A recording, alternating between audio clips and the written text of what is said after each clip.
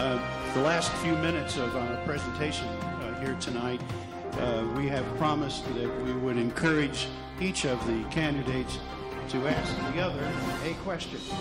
We have no idea what that question will be, and hopefully they do.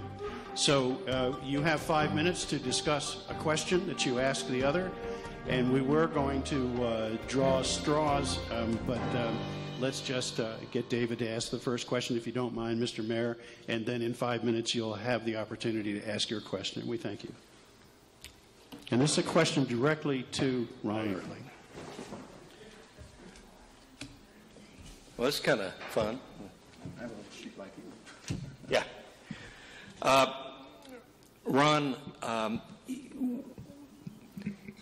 we've sat here, you and I, for, I've done this 8 times. I think you've done it 4 times here. And we've talked about, and I've heard your accomplishments while you were in office. And I think it's important also that when you're in office that you not only get to sit on your accomplishments, but that you have to accept the downside as well. And so with that, I want to bring up the fact that you first became mayor in 2004. And so literally, you've been mayor for 6 years of the last 12. Literally 50% of the time of the last 12 years, you've been in charge of the city. Yeah. And during that time, the population has gone from 6,570 to 5,338, which is a 19% drop in population. Our public safety retirement is gone from 10.4% to 87.7%, which is an increase of 840%. Our student population has decreased by over 20%. And our city employee workforce has decreased by over 30%. And the simple question is, during your 3 terms, what have you actually done as mayor to stop this freight train? What have you done to curb this progression that has been so obvious? Well, we had an upswing in the economy in the mid-2004, 5, and 6. And so we had a full workforce. So these things that have happened really pretty much have happened after 07, 08. And I'm trying to absolve myself. But I don't have total control over that as one member of the council. But there's many organizations and government organizations and small towns across America. Bridgeport, Connecticut, for example, is in a devastating condition. The manufacturing base is completely gone. Do you blame the mayor and council? No. You blame the economic situation, especially in small towns across America, of an economic base that has disappeared. PSPRS, I have no control. I'm not on the board, the fund board of that. It oversees the manager of the PSPRS. It was horrible investments. I don't have any say in that particular matter, and that was the primary reason that fund essentially lost 40–50% of its value. So student decreasing, I'm not on the school board. If I was on the school board, I would be suggesting creative solutions to attract students from other towns. I mentioned one early, Chinese language instructors. I would have music in all 3 schools, but once again, they have a budget and a budget crunch as well.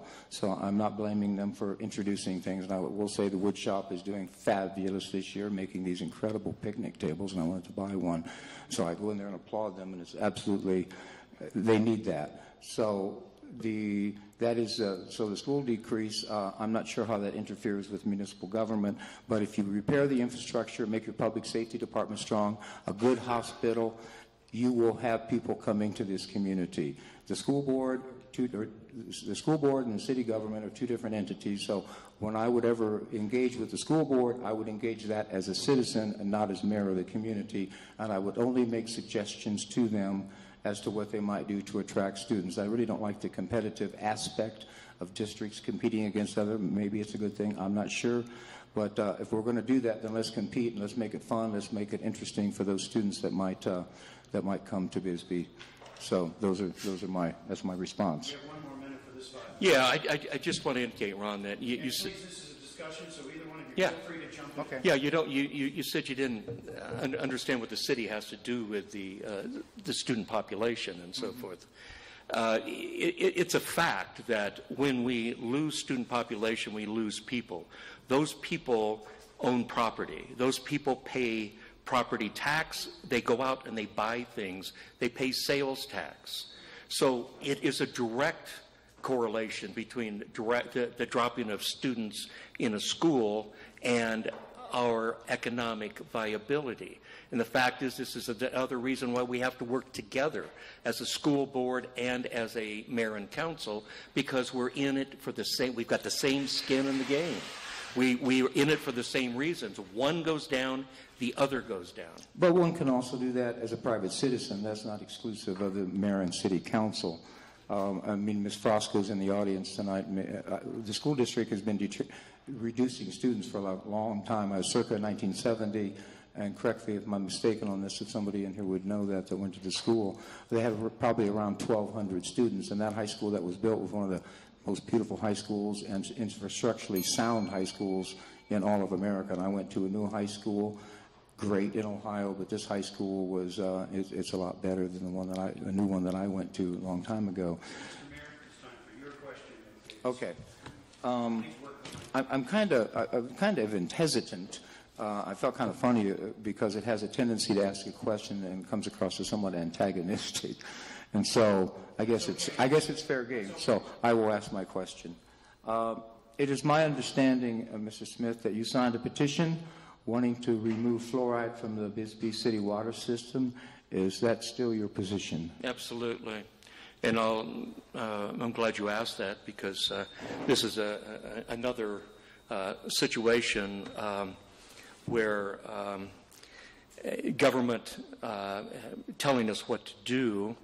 The fact is, my position on fluoride is, quite frankly, I couldn't care one way or the other about the fluoride itself. If there in fact is an issue, however, and people care about it, and people want to have that removed, then the people should be able to be in the position of having that. The government should not tell us what to do in those particular cases. There was a time for fluoride. I don't know if that time is now or not. This is a situation that definitely needs to be studied. But the fact is my right as a citizen, you're darn right. And I think that it's incredibly hypocritical, to be quite honest with you, where you, in your position, Ron, of indicating, while I'm mayor, fluoride is going to stay in this water, and that at the same time, you turn around on a bag issue and say that a bag issue should go to a vote of the public. On this particular issue, I think I presented to the council last Tuesday night that I felt this issue needed to go to the vote of the people as well. I do support fluoride in the water system in Bisbee. I made my point very clear, and so did 5 out of the 6 people that were at that council member. 1 council member was absent that night. 5 out of 6 of us voted in favor of maintaining the fluoride in the water. Now, we did reduce... They voted to lower the fluoride level. That's what the vote was. There was never a vote that was asked to get rid of it. The vote was to lower the level of fluoride. The council voted to maintain the fluoride in the water system on a suggestion from the United States Department of Health and Human Services to 1 part per million to 0.7 part per million. That's what the council voted on, but they essentially voted on to maintaining the fluoride in the water system here in Bisbee. 5-1 was that vote. I support the fluoride, as all the professionals that came down to that council session stated. Dramatic decrease in cavities and tooth decay, especially among the poorer people that might have less dental hygiene perhaps, and lack of funds for routine dental care. I think it's a serious public health issue, and I support fluoride in the water system, and I think it's a major benefit, and it has no carcinogens in it that causes cancer, and that's from the Center for Disease Control and Prevention. That's what they have determined. So I thought that was my question. We have a fundamental difference. He supports taking it out, I guess, or I support fluoride. I would fight to keep that in the system. I think it's a health issue that needs to maintain itself. No, I think it's been said. Excuse me, can I say so? I want to correct. Could you come forward? Please come forward. And we only have a couple of minutes left of the segment. Right, I'll hurry. As fast as I can, as I can. Okay, that's okay. So use the mic. There you go. I want to correct one thing. Yes, I was the one that put forward the motion to bring it down to 0.7. And I did that because at the very least, that's what we needed to do. Right after that, I also said this is an issue that needs to be brought back and it still needs to be discussed. Anyone else? I think that's it. So